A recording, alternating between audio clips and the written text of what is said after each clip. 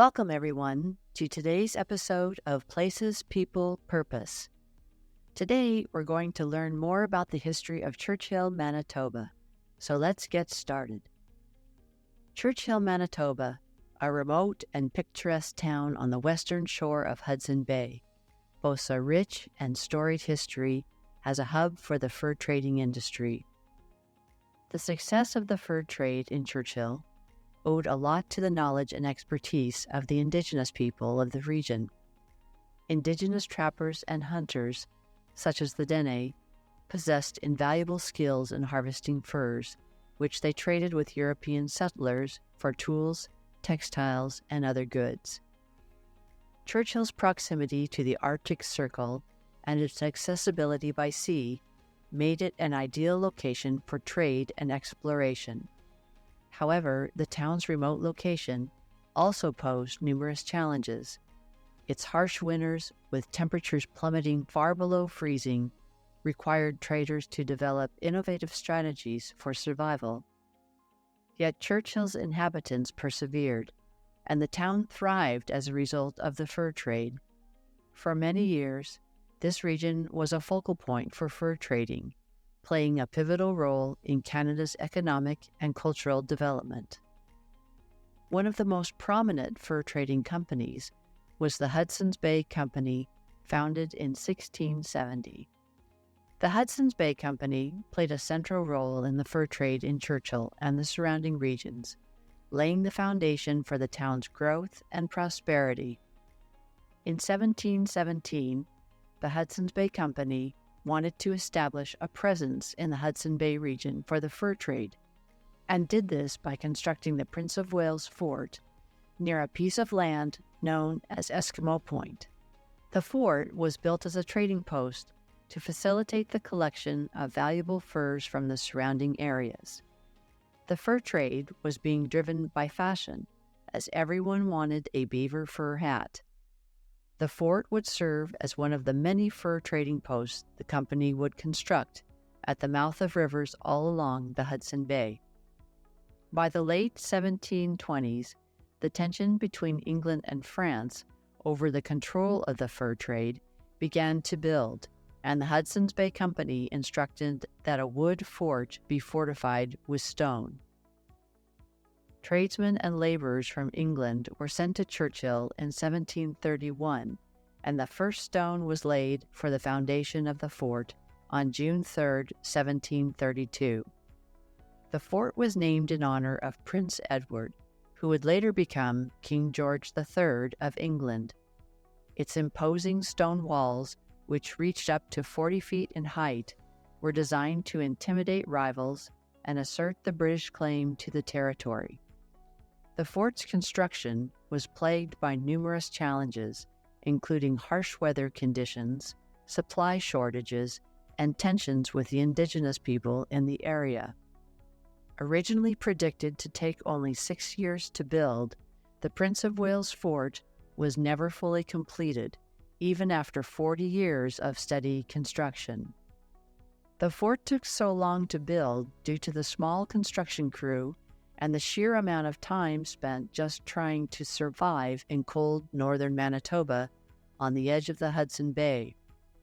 Chopping wood occupied much of their time, as it took 4 carts of wood a day in winter to warm the living quarters.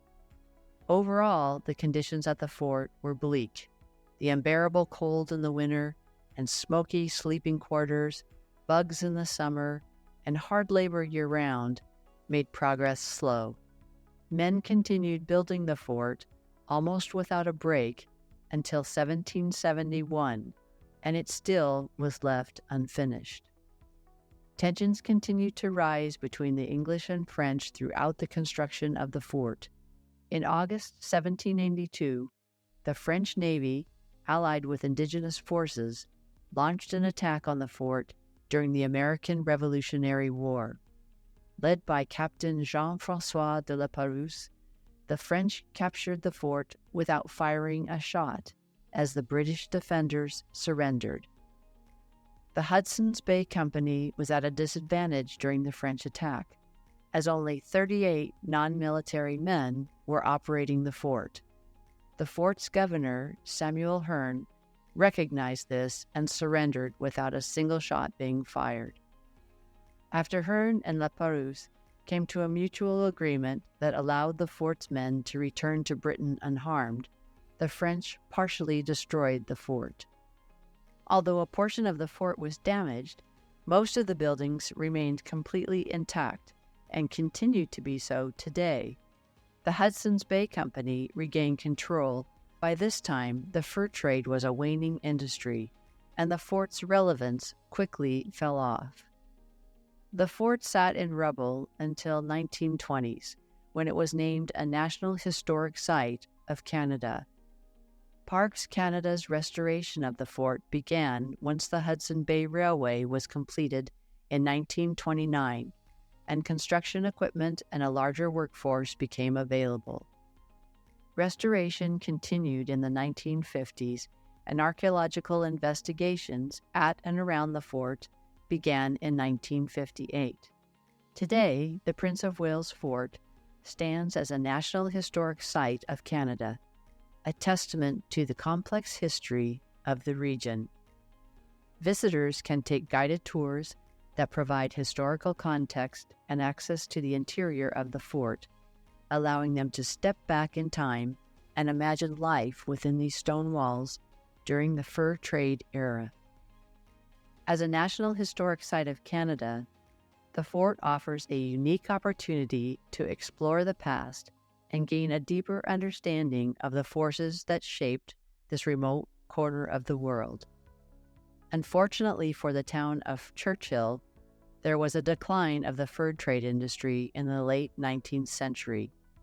Changes in fashion trends and the depletion of certain fur-bearing animals led to a decline in demand for fur, which threatened Churchill's economy. During the late 1920s and early 1930s, the Hudson Bay Railway and a deep-water port named Churchill Port were constructed. Their construction constituted a concerted effort to connect the prairies of Canada to the port of Churchill on Hudson Bay. The Canadian government wanted to promote economic development in the Canadian prairies, particularly in the provinces of Manitoba and Saskatchewan. These regions were experiencing a growing agricultural industry, and farmers in the prairies needed an efficient and cost-effective way to transport their grain and other products to international markets. Because Hudson Bay is ice-free for a significant portion of the year, it provides access to international shipping routes.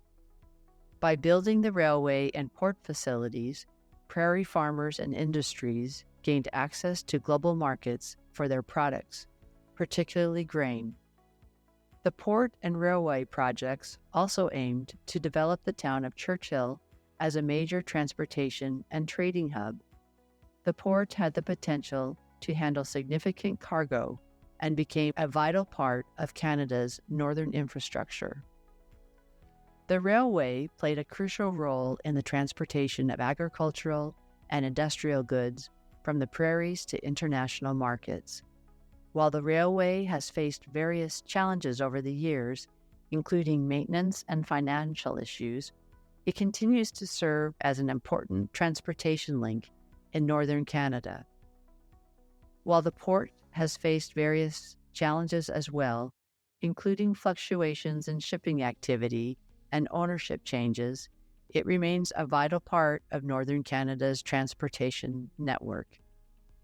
Churchill also had an airport established in 1941 by the Canadian government as part of its efforts to enhance transportation infrastructure and support the war effort during World War II.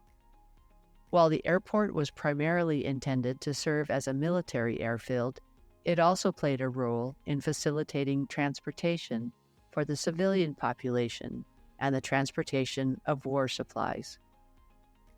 In addition, the United States established a military outpost in Churchill as part of its broader efforts to ensure the security of North America and protect vital supply lines.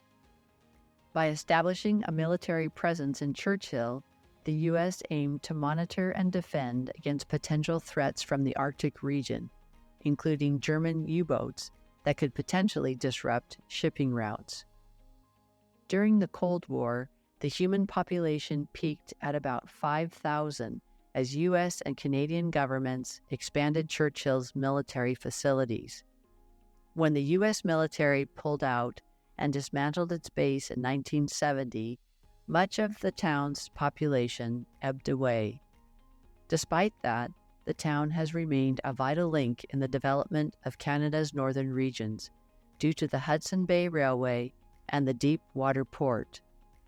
As we know, Churchill has become renowned as a premier destination for wildlife enthusiasts. The region is famous for its polar bear and beluga whale viewing opportunities, drawing tourists from around the world to witness these magnificent creatures in their natural habitat.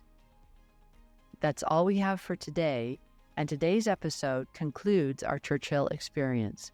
If you enjoyed our podcast, please follow us wherever you get your podcasts. In our next episode, we will be moving to the city of Tucson, Arizona, a place that has a fascinating history and mix of cultures. We think you will really enjoy what we have to share about Tucson. So join us for our next episode of Places, People, Purpose, where we create connections to our world.